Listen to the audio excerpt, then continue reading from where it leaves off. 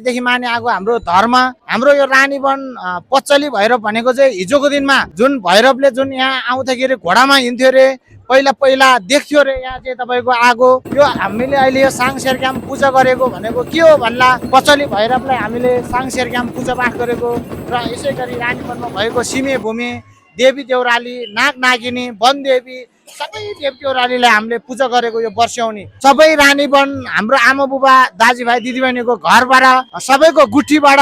पूजा ल्याउने गर्छ देशमा भएको सबैको कल्याण होस् र आफ्नो घर परिवारको राम्रो होस् सबैजनाको राम्रो होस् भनेर पूजा गर्छ यो ठाउँको भूमि सिमे भूमिलाई हामीले पूजा गरेको र हाम्रो पहिल्यैदेखि माने आएको यहाँको पचली भैरव उहाँलाई चाहिँ हामीले पूजा गरेको यो पचली भैरव वर्षको एकचोटि पूजा गर्नै पर्ने यो ठाउँमा धेरै टाढा टाढादेखि मान्छे आउँथे यहाँ रातैभरि चाहिँ मेला हुन्थे रातैभरि जात्रा हुन्थे यहाँ यो ठाउँमा ल लासो नमस्कार।